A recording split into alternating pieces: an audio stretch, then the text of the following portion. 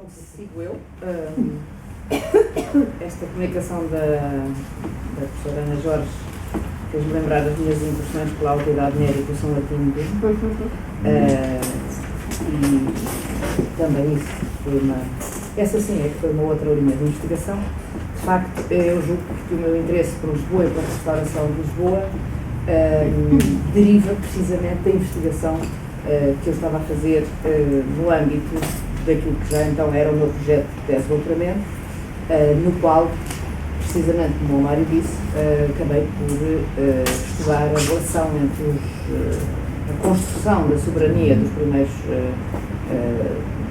era para ser dos primeiros 4 reis de Portugal, ficou por primeiros 3, porque a professora Maria José Ferro não me deixou ter o terceiro ano de dispensa de serviço, e disse-me: já chega, corta, acabou, e eu tive de fazer, mas de qualquer maneira, no âmbito dessa pesquisa, acabei por ter que voltar a olhar para o que se tinha passado em Lisboa e realmente Lisboa é um caso muito excepcional, especialmente excepcional no sentido que, apesar de uma aparente ausência total de documentação, porque é verdade, para certos temas, há muita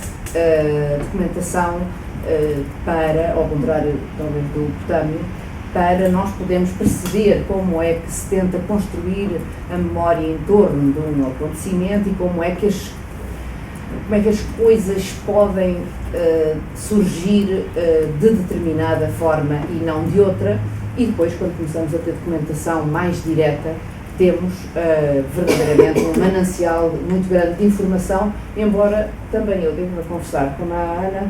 que nem sempre é muito evidente o que é que se passa, porque aquilo que nós temos é uma documentação extremamente abundante, porque não há praticamente, a partir de 1210, uma eleição em Lisboa até ao terceiro quartel do século XIII que não seja, eu ia dizer extremamente contestada, que não quer dizer nada, que não seja totalmente contestada, controversa, refutada, e isso proporcionou uma produção de documentação pontifícia, onde, como todos vocês sabem, nós podemos ter acesso à história do que se passou, não há nenhuma bula sobre uma questão que não faça a história do que se passou, e onde verdadeiramente temos acesso a dados que às vezes são completamente labirínticos, na medida em que vemos personagens que alternam o campo,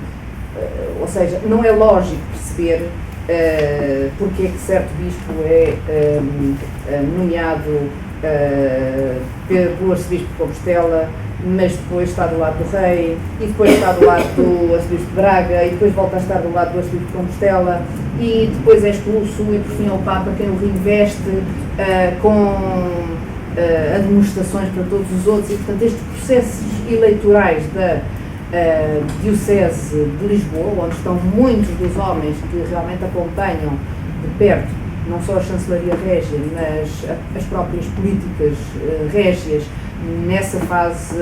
também muito especial, que é a passagem dos últimos anos de crise do Sancho I para os primeiros anos de crise do Afonso II, e depois dos últimos anos de crise do Afonso II para os primeiros anos de crise do Sancho II e para os últimos anos de crise de Sancho II. É preciso que não esqueçamos que o Sancho I, o Afonso II e o Sancho II são reis que não saem nunca de conflitos com as nobrezas, com os eclesiásticos, com o Papa e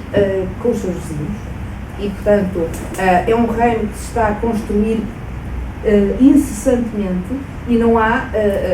nós convencemos que o Afonso Henriques é que esteve a construir o reino, mas eu acho que é uma falácia. O Afonso Henriques conseguiu expandir o reino e conseguiu ser reconhecido pelo Papa e pelos seus vizinhos como rei, mas eu julgo que verdadeiramente até ao Afonso III, não é que eu professe aquela iluminada teoria do Oliveira Marques, e não estou a dizer isto com a ironia, que eu ouvi professar ele próprio, sou tão velha como isso, numa reunião da Sociedade de Estudos Medievais, que o reino só tinha verdadeiramente sido fundado com o Afonso III, tudo o resto andava a brincar ao reino individual que se está a falar, E, para não me desfocar demasiado, os homens de Lisboa e a Diocese de Lisboa e a conquista e restauração da Diocese de Lisboa são, efetivamente, momentos fundamentais nessa construção, porque são homens-chave, homens de mão do rei e contra o rei, e, portanto, é como se Lisboa, em certa altura, parece quase um microcosmos das diferentes forças políticas e religiosas, e às vezes é difícil desligar o político do religioso, que estão em jogo no próprio território, que estão em jogo no próprio campo político. Eu vou tentar não me expressar e vou começar por relembrar que há precisamente 22 anos, em 1990, num congresso que acabou por ficar famoso, que era um congresso muito grande, que se realizou em Braga, quando a FCT ainda não subsidiava nada, comemorando a dedicação da sede de Braga, o Manolo Jiménez González e a Isabel Montes Romero Camacho apresentavam uma comunicação que ficou como um marco, chamada Reconquista e Restauração Eclesiástica na Espanha Medieval, o modelo andaluz. As ideias-chave que eles estabeleciam nesse artigo derivavam, obviamente, da análise que tinham feito da realidade que observaram o modelo andaluz e que resultava das campanhas do Fernando III, o Santo, epíteto mais tardio, de Leão e Castela, nos anos 30 e 40 do século XIII, e da sua relação com a Santa Sé, nesse seu processo de restauração diocesana e de reconquista, que andara mão na mão, exatamente com o processo da reconquista. Reconquista e restauração, para estes autores, são coisas que não podem ser separadas. Nesse processo complexo que eles analisaram, definiam 4 momentos fundamentais, a que eles chamavam fases, e que era o primeiro momento de reconquista e restauração das antigas sés, reparem, sublinhem a expressão antiga, a dotação das novas igrejas, a segunda fase, a terceira fase, a provisão das sés episcopais e a ordenação das novas dioceses, portanto a organização, e finalmente uma quarta fase, que eles chamaram de traçado da geografia diocesana, porque observaram em Fernando II uma estratégia na opção de restaurar umas das antigas sés visigóticas e não outras, criando assim uma nova geografia eclesiástica pela mão do homem que tinha feito, no fundo, do homem e dos seus conselheiros que tinham feito a recuperação do território. É verdade que depois eles alargaram a sua análise ao reino do Afonso IX, com Silves e Cádiz, e mesmo aos reis católicos, porque no fundo fazia sentido, e mesmo com o Fernando III, eles ainda começam a tentar analisar as tentativas do Fernando III e depois do Afonso X de passar para a Mauritânia, mas acabam por não se meter muito por aí. No entanto, para nós, que aqui estamos, a importância do que eles diziam nesse artigo é aquela que se refere à diocese para a qual nós queríamos olhar hoje, e que foi reconquistada e restaurada praticamente um século antes da época do Fernando III, e por isso prende sobretudo com a questão difícil de o que é e como é que se processa a restauração de uma diocese num território em que as antigas circunscrições eclesiásticas deixam de fazer sentido face a uma nova configuração política, digamos assim, ou seja, face a novos desafios que se colocam a um reino que ainda nem sequer foi reconhecido como tal pela Santa Sé e que, não obstante, age para com o território conquistado e para com a sua organização eclesiástica como qualquer um dos seus vizinhos hispânicos, mais legítimos enquanto reis do que o caso português. Relembro só, en passant, que a famosa chamada Conferência de Zamora, na qual teoricamente o rei de Leão teria reconhecido a distinção de Rex ao nosso rei português, tinha acontecido apenas 4 anos antes da tomada de Lisboa, e recordo também que data de 1135 o verdadeiro impulso conquistador, avassalador, que o Afonso Henriques lidera com os seus nobres, com os seus aliados cruzados, com os homens de mão, de que consegue lançar mão, e, já que estamos nesta história da mão na mão com o seu arcebispo, o famoso João Peculiar, e todos os seus bispos. E não nos esqueçamos este é um elemento que é verdade para toda a Península Ibérica, a ponto de ser alegado em certos processos como uma justificação para um bispo não ir a Roma, nem sequer receber a confirmação, ou muito menos discutir assuntos de jurisdição eclesiástica, é alegado como não posso ir, tenho que servir o meu rei, estar ao pé dele nas conquistas. Se o rei manda cartas a dizer é verdade, ele está comigo nas conquistas. Portanto, este argumento, que é subejamente conhecido, é um argumento importante. A reconquista do território, e há bocadinho, quando a Ana nos falava da tradição visigótica, nos finais do século XII, em processos judiciais, os homens que lidavam com as questões de a que diocese é que pertenciam, a que arquidiocese pertenciam as dioceses, alegavam precisamente as atas dos concílios visigóticos, no século XII, em 1187, em 1187, já alegavam as subscrições das atas dos concílios visigóticos como a legitimidade ou ilegitimidade da pertença de uma diocese a uma arquidiocese ou não. Lisboa é conquistada em 1147, como sabemos todos, e o processo de restauração inicia-se de imediato. Peço desculpa, mas eu trouxe aqui um texto para ler e esqueci de trazer. É importante não nos esquecermos das fontes, já que estamos num encontro pouco formal, e todas as fases que González e Romero Camacho identificaram para a Andaluzia são também elas identificáveis na Lisboa de meados do século XII. Lisboa tem sobretudo a vantagem para nós, já o disse, de compensar a escassez numérica dos documentos ditos notariais, ou talvez melhor dito, a quase inexistência deles, que possui para os primeiros 30 anos e praticamente não há um documento, da sua história pós-conquista, com uma riqueza de fontes narrativas muito considerável, que nos permitem saber bastante mais sobre o processo da sua restauração do que sabemos para a maioria das serras restauradas em Portugal durante o período da conquista territorial levada a cabo pelo primeiro rei. Das outras não sabemos mesmo nada, estamos quase como com o Coutinho. Além disso, Lisboa dispõe ainda de um considerável número de processos relacionados, como disse, com as eleições disputadas durante o primeiro século da sua existência, que nos permitem conhecer com algum detalhe uma certa lógica da conflitualidade das relações entre as instituições eclesiásticas, entre estas e o poder régio, entre estas e o poder concelhio e dentro delas mesmas. As inúmeras eleições disputadas, anuladas, postuladas, são as principais personagens deste processo, e a documentação pontifícia que possuímos sobre estas querelas é numerosa e elucidativa. Acresce a tudo isto o facto de Lisboa, como Évora e outras, já ouvimos, serem desde logo envolvidas num outro processo que correrá paralelamente à restauração de todas as sés e que decorre desse facto de, a partir de 1121, Compostela ter recebido a dignidade metropolítica com as sufragâneas da até então ainda não restaurada Mérida, como já sabemos todos. Nada disto que vos vou apresentar é novo. Eu mesma, não há 22 anos, mas respectivamente há 14 e 9, escrevi 2 artigos sobre a Diocese de Lisboa neste período. O primeiro sobre os tais primeiros 100 anos, que falou o Mário, e que publiquei na Lusitânia Sacra, e o segundo, que praticamente ninguém conhece, sobre o Bispo Airas Vasques e o seu protagonismo na deposição do Sancho II, que publiquei numas atas de um colóquio de corona aberta, que é uma coisa tão obscura que eu acho que ninguém deu por causa dos estilos. Depois disso,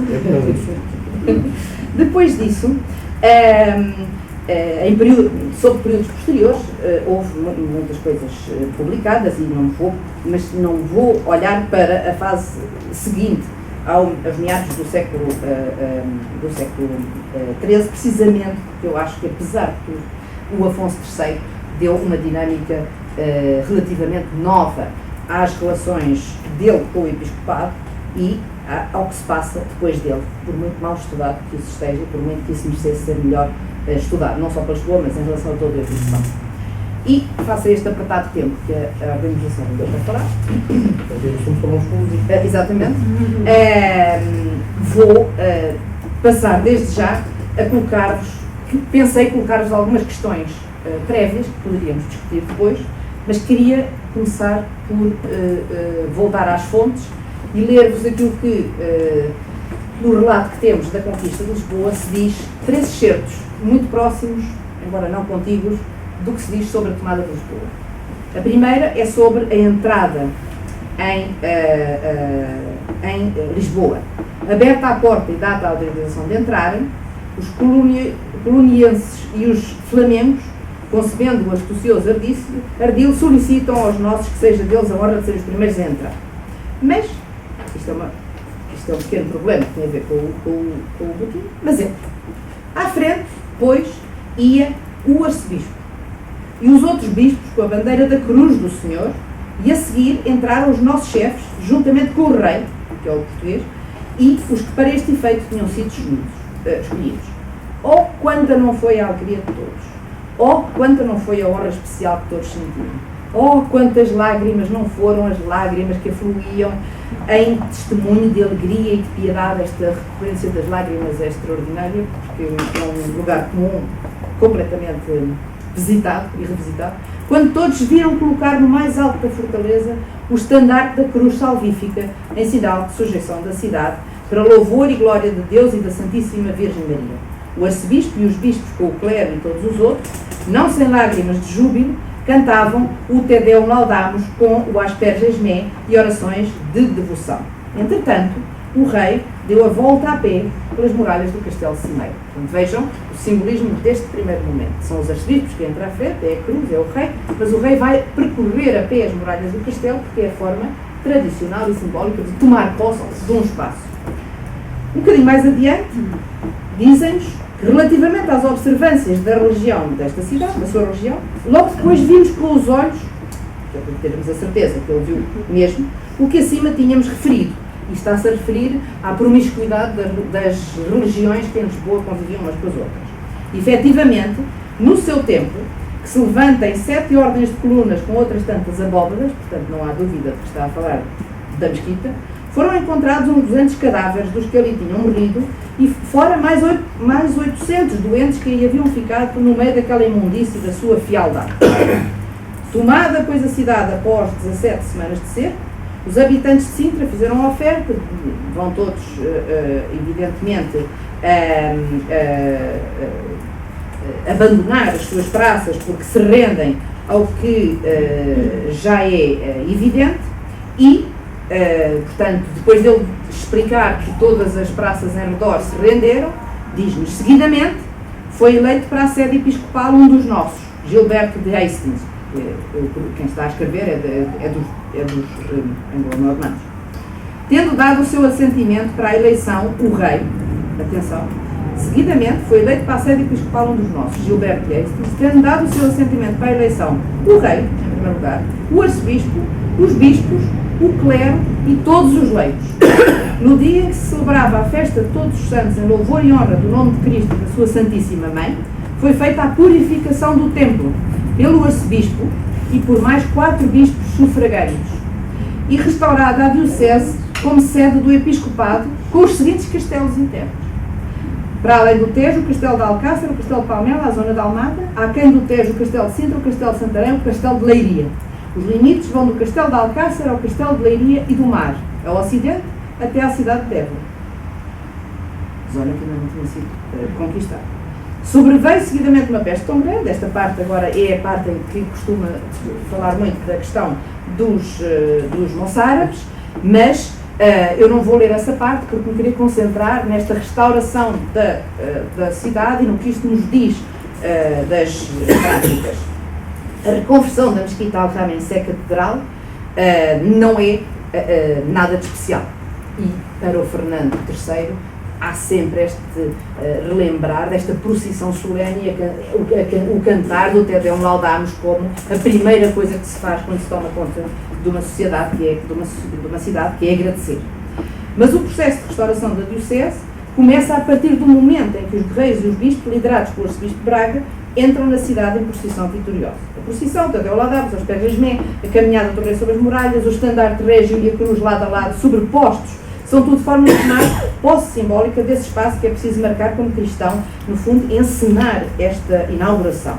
Restaurar acompanha reconquistar. A ideia sendo levar tudo e todos ao seu estado pristino de pureza e harmonia, como que um regressar a casa, coisa que é um topos que também este texto não se cansa de frisar. Isto é uma retoma. é voltar ao que tínhamos antes. E, portanto, estamos a restaurar, não no sentido de começarmos, mas no sentido de recuperar. E, portanto, esta consciência de que não só havia um bispo visigótico, como havia um bispo moçárabe, que é, no fundo, a continuidade, apesar de o terem morto, eles o mataram por engano, pronto, reconheceram tarde demais, mas há essa noção de que isto é uma continuidade. Mas reparem, há uma parte muito interessante no relato, que é a parte da purificação do templo. Purificação porque tinha sido conspurcado, porque tinha tido corpos imundos, e eu não posso resistir à tentação de vos dizer que um texto mais tardio, nas partidas do Afonso X, mais tardio, mas não tão tardio, explica com detalhe como é que é o ritual de purificação de um templo, que não tinha que ser só feito quando se reconvertia uma mesquita em templo cristão, mas se podia fazer quando tinha sido cometido um sacrilégio, quando se tinha assassinado alguém indevidamente, quando tinha havido qualquer coisa. A purificação de um templo, de acordo com o ritual romano, e reparem, talvez não seja por acaso que o que nós temos, ao contrário do Fernando III, que começa logo a nomear irmãos para bispos das dioceses restauradas e familiares mais próximos, aquilo que nós temos aqui é a utilização de um dos cruzados, um bispo, o Gilberto de Hastings, que é inglês, e que por muito que me digam que ele vinha com o ritual de Salisbury, ele era um bispo que trazia sim o ritual romano, não se restaura a sociedade em nenhum dos membros da anterior elite eclesiástica moçárabe. Terão morto o bispo, mas de certo havia gente que servia à Igreja e que poderia ter sido recuperada. Isso é quase que apagado nos relatos que nos chegam, e se calhar o Pedro tem muito mais informações sobre isto, ou mais ideias do que eu poderei ter. Aquilo que nós assistimos é um bispo e um cabido que são maioritariamente compostos por gente que vem de fora. Talvez não por acaso, vieram na frota de cruzados e que, portanto, convém como elemento que ajuda à legitimação da própria conquista de Lisboa como uma conquista de um rei vitorioso a funcionar em prol da recuperação de territórios para Roma, e quem ele põe como bispo é um cruzado, não é um eclesiástico moçárabe que se calhar em Roma sabem mal o que é, ou sabem bem o que é e portanto não querem saber, mas é alguém que acaba por legitimar a própria restauração, que em si é perfeitamente ilegítimo. E já vamos ver porquê. Eu vou primeiro passar pelo sinal de inauguração e depois vou passar à razão pela qual eu acho que a restauração é ilegítima sob o ponto de vista formal. Não, passo já. É ilegítima sob o ponto de vista formal porque Lisboa, como tinha sido de Mérida, pertencia à Diocese de Compostela. E aquilo que temos é o rei português de um reino que ainda nem sequer foi conhecido, com o arcebispo, que é o arcebispo de Braga, que não tinha qualquer jurisdição teórica sobre Lisboa, a sobreporem o direito de conquista ao direito jurisdicional eclesiástico. E estamos com uma nomeação, e quando ele escreve, diz que quem nomeou o bispo foi o rei, o arcebispo e os 4 bispos e o povo todo. E, portanto, não há dúvida nenhuma. Há um consenso geral, de tal maneira alargado, que é quase ilegítimo condenar. E, portanto, este discurso do nosso cronista é um discurso legitimador de uma restauração que tem que ser feita à conta dos argumentos que vão fazer com que ela seja incontestável. E, na verdade, tanto quanto nós sabemos, só Compostela é que reclamou. O papado limitou-se a gerir a crise. Lá voltamos nós à crise, peço desculpa, mas é uma palavra que não nos sai da cabeça. Mas Compostela é que reclama a obediência do bispo. Não contesta a eleição do bispo, reclama a sua obediência precisamente porque lhe convive. Eu não queria deixar de vos explicar o que é este ritual da purificação, que eu acho excepcional e que aparece nas partidas, e é algo que eu não tinha notado até há um ano atrás, e que serve às mil maravilhas para o que nós temos. De acordo com o ritual romano,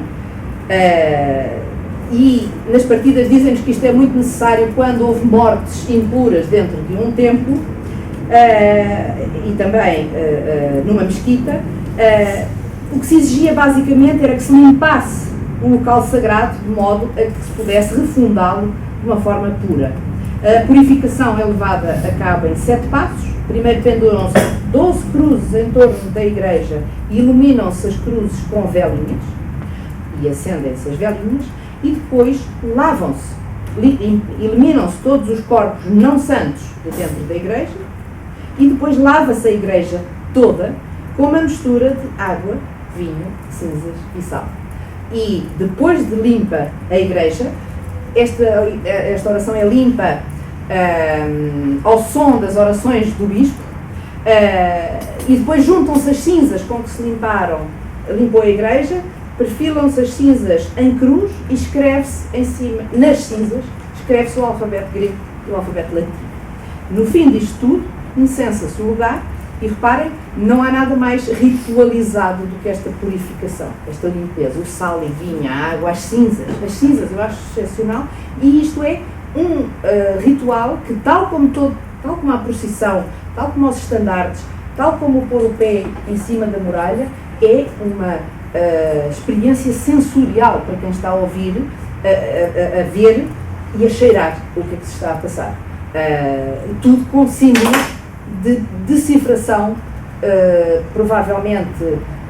fácil para quem está a ver, mas ao mesmo tempo com códigos que permitam aliar aquilo que se está a fazer a um ritual sagrado para que seja incontestavelmente evidente e legítimo. Não sabemos, é verdade, nada sobre como é que se passou este ritual da purificação, porque, como veem, a nossa fonte não nos diz isto. Mas sabemos que estavam presentes o arcebispo de Braga, os 4 bispos e o rei. E são eles quem fazem um cabide maioritariamente composto pelos seus compatriotas, são eles quem, imediatamente na altura em que sagram o bispo, lhe doam o território que lhe vai servir. E como viram, doaram-lhe até Santarém e doaram-lhe até Leiria. O que imediatamente implicou problemas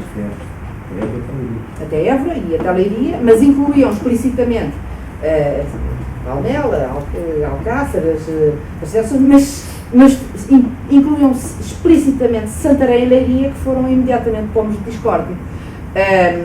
Porque Santarém seria muito em breve doado, teoricamente, pelo rei aos Templários, e depois resgatado pelo primeiro bispo em troca de outras propriedades para ficar com o eclesiástico de Santarém, e o eclesiástico de Leiria seria uma disputa permanente com a diocese de Coimbra, porque eram fronteiras colindantes. E como já ultrapassei o meu tempo, eu acho que vou abreviar. No caso de Lisboa, os 3 primeiros passos da restauração de qualquer diocese são fáceis. O último, que é a criação de uma nova geografia eclesiástica, que eles identificam com o Fernando III com tanta facilidade, foi aquele que em Lisboa foi o mais difícil de se criar, porque Compostela não estava exatamente pelos ajustes, porque o rei português conquistava e considerava, mas eu acho que há 2 níveis de apreciação nesta restauração da Diocese de Lisboa, que é a perspectiva régia e a perspectiva eclesiástica. Nem o rei, nem o arcebispo de Braga consideraram que o que estariam a fazer era ilegítimo por não serem o arcebispo de Compostela, nem o Papa. E na documentação régia, eu já o disse não sei quantas vezes, mas acho que é importante repetir-se, na documentação régia o rei não se preocupa absolutamente nada com a jurisdição eclesiástica. Os bispos que aparecem como confirmantes da sua documentação são os bispos das dioceses que ele vai conquistando a pouco e pouco. Quando Sancho I toma Silves, o bispo de Silves integra a documentação. Passado 2 anos, quando aperta, o bispo de Silves sai da documentação. Tui, que era legitimamente da Diocese de Braga, só aparece uma vez na documentação do Sancho I, não aparece, e talvez apareça uma vez na do Afonso I, não tenho agora completamente a certeza, aparece pouco na documentação régia. A documentação régia conforma-se com uma geografia que é a geografia da Reconquista, é a geografia do território que eles vão conquistando, e os bispos que são nomeados como testemunhas abonatórias, no fundo como autentificadoras da validade do documento, são aqueles dos territórios que os reis conquistaram. Esse nível é um nível que parece passar ao lado do nível das circunscrições eclesiásticas de Braga e Compostela. Mas, nas eleições que se vão seguir, não no século XII, mas no século XIII, logo a seguir a um bispo que é o Soeiro I, que tem ali um percurso também meio oscilante com algumas questões. As questões que estes primeiros bispos têm com os reis são precisamente estas questões da jurisdição e do facto dos reis quererem atribuir territórios a outras entidades eclesiásticas e a outras entidades não só eclesiásticas, mas também leicas. Estou a pensar quando se faz o indículo da fundação do Mosteiro de São Vicente, que é nos finais do século XII, a narrativa que eles nos fazem, o discurso que eles nos fazem, é que o rei, logo a seguir à conquista, chamou o bispo e disse: eu quero fundar um mosteiro, tu é que escolhes, queres os mártires ou queres São Vicente, mas o mosteiro que ficar é um mosteiro que será isento da tua jurisdição. Estamos a ver o Afonso Henriques a dizer isto ao bispo, mas é essa a narrativa que as nossas fontes nos querem passar. Desde o início, o rei garantiu como condição prévia para a fundação de um mosteiro que fosse isento da jurisdição do bispo. Porquê? Porque nós sabemos que eles estavam com querelas brutais, desde o início, sobre precisamente essa isenção. São Vicente não queria estar sujeito à jurisdição episcopal e, portanto, quando em 1180, ou 1183, ou 1187, ou 1188 se escreve o indículo, a preocupação básica é justificar que aquele mosteiro não tem nada, porque o bispo foi reunir com o seu cabido, é aquilo que se nos diz, portanto, outra vez, a ideia do consenso iluminado, foi reunir com o seu cabido e definiram que então o rei podia fundar um mosteiro em São Vicente. Porque os mártires davam mais rendas. Aliás, havia-se que o escriba de São Vicente não estava propriamente a querer enaltecer as motivações do bispo de Lisboa e, portanto, há toda essa leitura subjacente dos textos que é fantástica e que tem a ver precisamente com como se diz agora, as agendas políticas de quem está a escrever. E portanto, aquilo que nós vemos não é nada inocente, de maneira nenhuma. E, portanto, e vou acabar, tinha muito mais coisas para dizer, mas, no fundo, a questão da jurisdição, a questão dos eclesiásticos, as questões que se colocam na restauração e que vão ser os pontos de discórdia e que vão criar todas as dinâmicas de conflito e aliança, como se disse no início, nada lógicas, nem de leitura imediata, porque é preciso entrarmos completamente dentro das razões à minúcia que provocam esta adesão ou aquela adesão. Estamos num momento de construção, são as das relações com Braga, Compostela e o Papado e a sua ingerência nos assuntos internos da diocese, as questões do clero catedralício, os bispos e o cabido não funcionam como um todo desde o início, e a partir do momento em que se partem as mesas, mesmo antes do momento em que há uma repartição das mesas, já é complicado, mas nos finais do século XII e a partir do século XIII percebe-se que o cabido tem, e não estão, mesmo dentro do cabido não são todos coesos nem coerentes, mas o cabido tem uma lógica e o episcopado tem outra, e reparem, o Afonso III tem o Afonso II tem 3 testamentos, os primeiros 2 testamentos, as suas doações à Igreja são para os bispos, para os episcopados. No 3º testamento, em que está completamente hostilizado com toda a Igreja, as suas doações eclesiásticas são aos cabidos e não aos bispos. E é nos cabidos, efetivamente, que nós encontramos os aliados dos reis, os homens que os assessoriam e os homens que ele depois, junto com o papado, procura colocar. E, por fim, a questão das relações entre o clero catedralício, as elites urbanas e os restantes institutos eclesiásticos. As elites urbanas, de onde, nesta primeira fase, e muito nitidamente até finais do 13, eu acho que posso dizer com confiança que são as bases de recrutamento do clero catedralício mais importantes. A nobreza, tanto quanto nos é dado perceber, até esta altura não está a investir nas carreiras de clero catedralício. Está a investir no mundo do monacato, estará a investir num caso ou dois em que há uma proximidade muito grande ao rei com alguns grandes nobres que são efetivamente bispos ou arcebispos, mas não são mais do que 5 ou 6, e,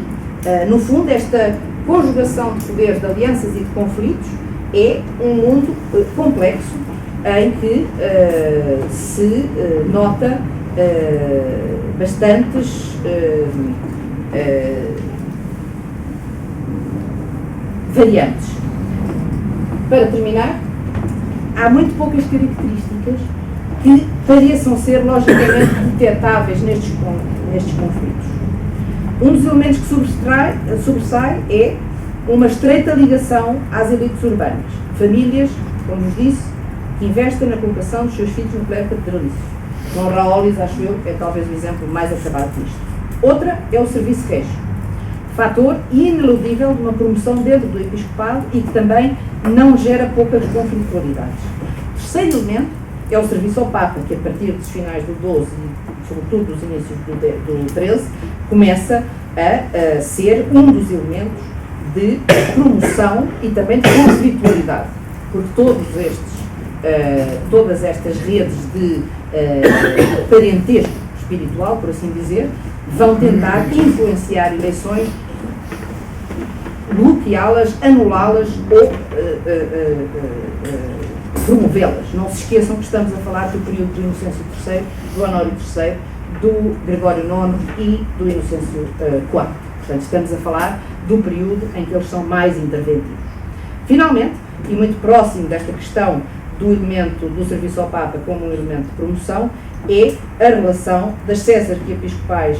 do Ocidente Peninsular, Braga e Compostela, e das suas interferências, não só nas questões eclesiásticas, mas também, muito de perto, nas questões que se ligam com os conflitos que os reis têm, os reis portugueses têm com os seus vizinhos e nos conflitos que eles têm com as suas nobrezas. Compostela é perita em manipular eleições de acordo com proximidades entre os magnates e as suas nobrezas. No Episcopado de Lisboa, que era muito apetecível, verifica-se ao longo deste período que não parece haver grande regra, nem se conseguem encontrar características que se possam dizer que são absolutamente fundamentais. Estes jogos de alianças que nós vamos assistindo ao longo destas várias décadas parecem mudar de premissa cada vez que muda um contexto, cada vez que muda um bispo, cada vez que há uma eleição contestada, cada vez que há um novo rei, cada vez que há um novo Papa. É como se fizesse um refresh, como nós diríamos agora, de tudo, e voltamos outra vez ao princípio com uma conjugação diferente em que todos continuam a misturar as ambições pessoais com as ambições do episcopado, com as ambições da cidade, da municipalidade, com as ambições régias, com as ambições arquiepiscopais, com os interesses pontifícios. E, portanto, há uma mistura grande, difícil de destrinçar, e não me parece sequer que seja útil tentarmos encontrar lógicas que funcionem sempre, porque estamos num período que não está estabilizado. E, portanto, eu julgo que o que se reflete é precisamente isso.